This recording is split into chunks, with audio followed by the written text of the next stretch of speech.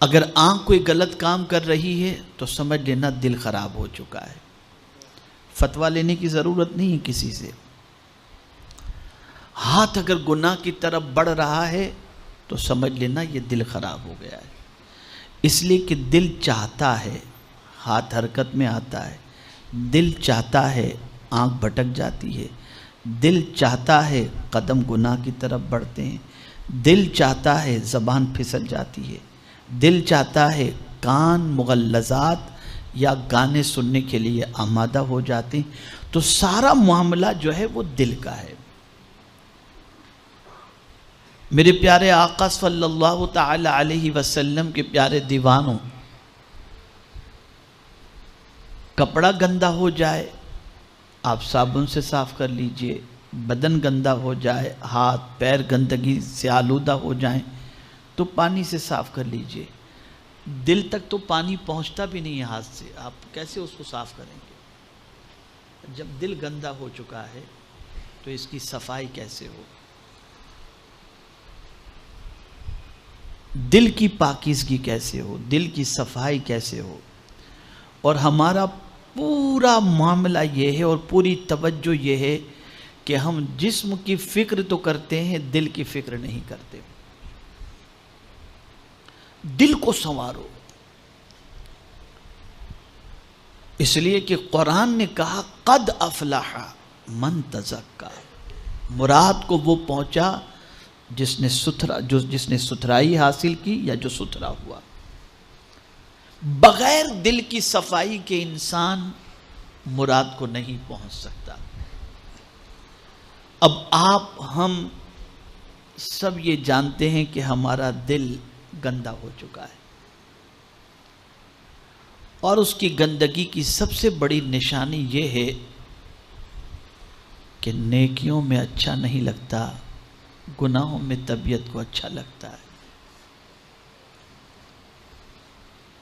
آج لوگوں کو مسجد میں اچھا نہیں لگتا، تلاوت ہوتی ہے تو آدمی کو بے چینی ہوتی ہے، یہ دل کی بیماری کی وجہ ہے، یہ دل گندا ہو چکا ہے۔ تو اب یہ دل کو کیسے سنوارا جائے؟ تو چونکہ میرا آپ سے کئی قسم کا رشتہ ہے تو میری پہلی ذمہ داری یہ بنتی ہے کہ ہم سب مل کر اپنے قلب کی اصلاح کی فکر کریں، تاکہ ہمارا دل صاف ستھرا ہو جائے تو انشاءاللہ العظیم ہمارا وجود بھی سلامت رہے گا، اور دل کے صاف ستھرے ہونے کی وجہ سے اللہ رب العزت کامیابی اور کامرانی بھی عطا فرمائے گا۔ میرے پیارے آقا صلی اللہ تعالی علیہ وسلم کے پیارے دیوانوں، امام غزالی رحمت اللہ تعالی علیہ دل کی اصلاح کے حوالے سے فرماتے ہیں کہ 10 چیزیں ایسی ہیں جس سے دل کا تزکیہ، دل کی صفائی اور دل کے حالات کو سنوارا جاتا ہے۔ اس میں سے پہلی چیز امام غزالی رحمت اللہ تعالی علیہ نے فرمایا توبہ۔ اس لیے کہ آپ دیکھیں کہ اگر کوئی پلیٹ گندی ہے اور اس میں آپ کو لا کر کے کوئی بریانی پیش کرے تو آپ کی طبیعت خراب ہو جائے گی۔ بریانی تو اچھی تھی لیکن برتن خراب ہو تو طبیعت خراب ہو جائے گی، لیکن اگر برتن صاف ستھرا ہے تو اس میں کوئی دال لا کر کے بھی کھلائے گا تو طبیعت خراب نہیں ہوگی۔ برتن صاف کرو۔ تو دل ایک برتن ہے، یہاں تک کہ اولیاء کرام کے دل کے حوالے سے فرمایا گیا وہ اللہ عز و جل کے پیالے ہیں، اور اللہ اپنا جام توحید اللہ کے ولیوں کے دل سے پلایا کرتا ہے۔ یعنی اللہ کے ولیوں کے دل ایسے ہیں کہ جو ان کے قریب ہوتا ہے اسے جام محبت الہی نصیب ہو جایا کرتا ہے۔ پیالہ بتایا گیا اولیاء کے دل کو۔ تو ہم سب کا دل گندا ہے، سب کا دل الا ماشاء اللہ ایک دم پراگندہ. اگر جھانک کر دیکھیں گے تو دل میں سوائے گندگی کے اور کوئی چیز نظر نہیں آئے گی. اب میں ان گندگیوں کا تذکرہ کرنے جاؤں تو اس میں وقت نکل جائے گا، لیکن آج دل کی صفائی کے حوالے سے کچھ ضروری باتیں آپ کے گوش گزار کر دوں، تاکہ آج کی نشست میں احوال قلب کی اصلاح کا پہلا دستور آپ سیکھ کر کے یہاں سے اٹھیں انشاءاللہ. توبہ، اس کے حوالے سے فرمایا گیا دل کے احوال کو سنوارنے کے لیے، دل کے حالات کو سنوارنے کے لیے، دل کے گناہوں کو، دل کے دھبوں کو مٹانے کے لیے پہلا کام یہ ہے کہ بندہ توبہ کرے. اب توبہ ہے کیا؟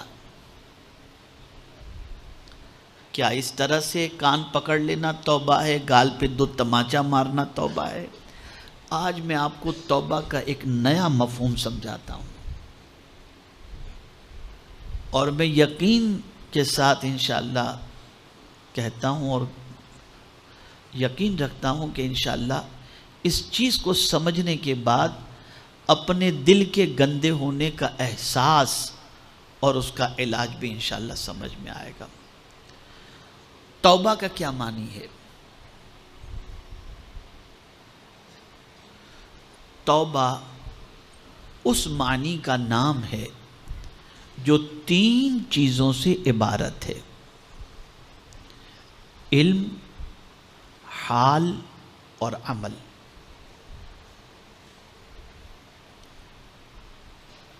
توبہ 3 چیزوں سے عبارت ہے: علم، حال اور عمل.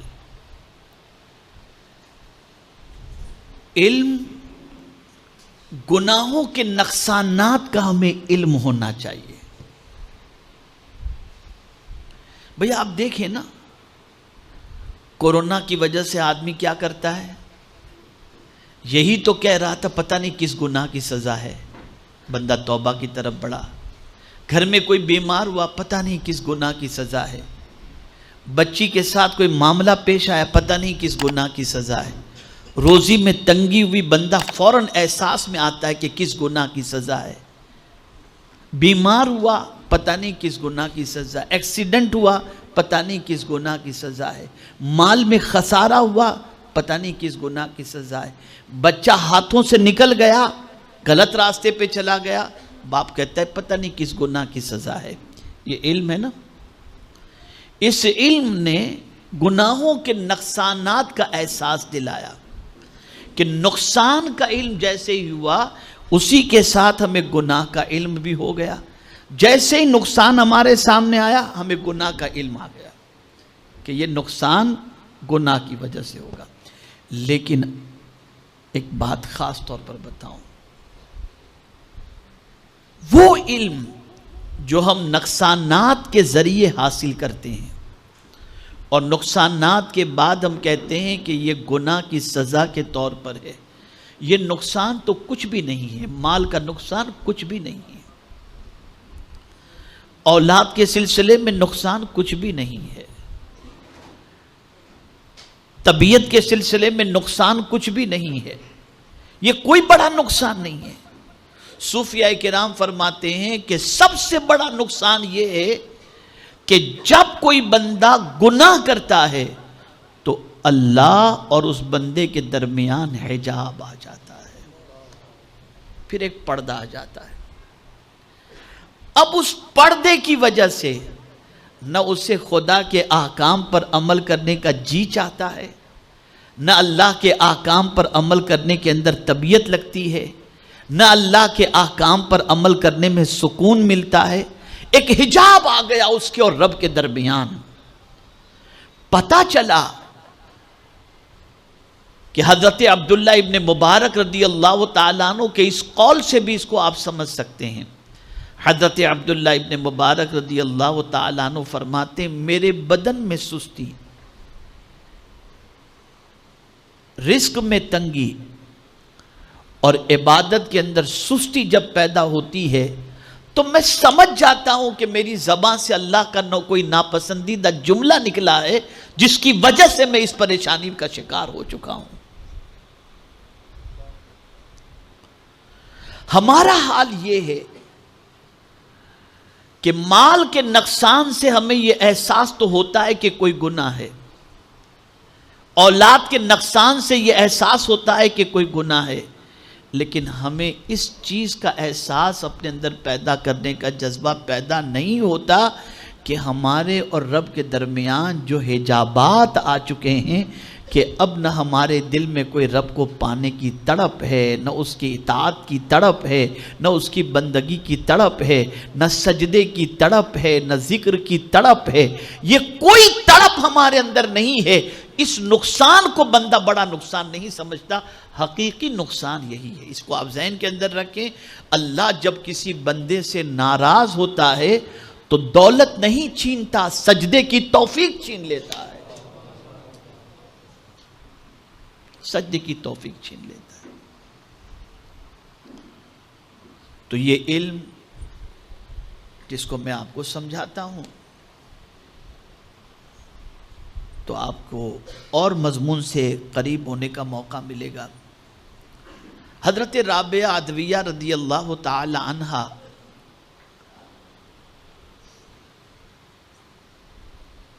ایک قمیض زیب تن کی ہوئی تھی اور دوسرا قمیض ان کا پھٹا ہوا تھا، تو چاندنی رات کے اندر چھت پر بیٹھ کر کے وہ قمیض سی رہی تھی، اچانک بادشاہ کی سواری وہاں سے گزری اور مشعل ان کے ہاتھ میں تھی، ان کے خدام کے، تو روشنی بہت تیز پھیلی، تو حضرت رابعہ کے دل میں خیال پیدا ہوا کہ اس روشنی سے میں جلدی جلدی جو ہے اپنا قمیض سی لوں، اس لیے کہ قافلہ گزر جائے گا تو اس کے بعد روشنی بھی چلی جائے گی تو مجھے سلنے میں وقت لگ جائے گا۔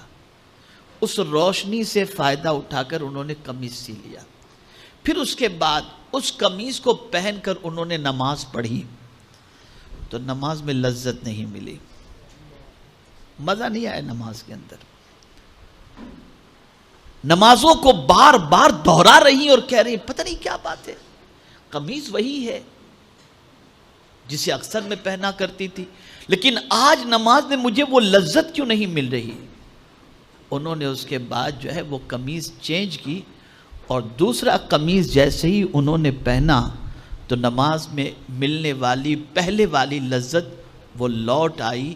اس کے بعد حضرت رابعہ گردن جھکا کر اپنے کریم سے عرض کرتی ہیں، میرے مولا اس قمیض میں ایسی کیا کمی تھی جس کی وجہ سے تو نے عبادت کی لذت چھین لی؟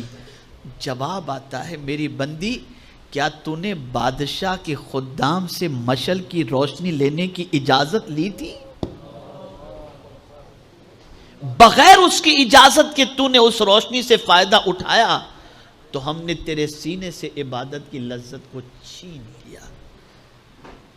تو انہیں احساس ہوتا تھا ہم تو ایک فرض سے سبکدوش ہونے کے لیے نماز پڑھتے ہیں، لذت حاصل کرنے کے لیے نہیں پڑھتے، قرب خدا کی دولت سے مالا مال ہونے کے لیے نہیں پڑھتے، گناہوں سے بچنے اور نماز اس طرح سے پڑھیں کہ اس کی وجہ سے گناہوں سے بچیں، اس غرض سے نماز ہی نہیں پڑھتے۔ ہم تو بس آئے، وضو کیے، جلدی سے سر پہ رکھے، اللہ اکبر، بس چل دیے، جیسے آئے تھے ویسے چلے گئے، بس ایک فرض ہم نے سر سے اتار دیا۔ اللہ والوں کا معاملہ یہ ہوتا کہ انہیں فوراً پتہ چل جاتا، حجاب آ جاتا فوراً، اور اسی حجاب کی بنیاد پر وہ پھر کفارے کے اندر آپ کو معلوم ہے کتنی کتنی رکعتیں پڑھا کرتے تھے، صرف ایک اتنے سے داغ کی وجہ سے اس داغ کو دھونے کے لیے کئی کئی رکعتیں پڑھتے تھے، اس لیے کہ وہ جانتے تھے کہ اس داغ کو دھونے کا سوائے اس کے اور کیا طریقہ ہوگا، کہ قرآن کہتا ان الحسنات یذہبن السیئات، بے شک نیکیاں گناہوں کو مٹا دیتی ہیں۔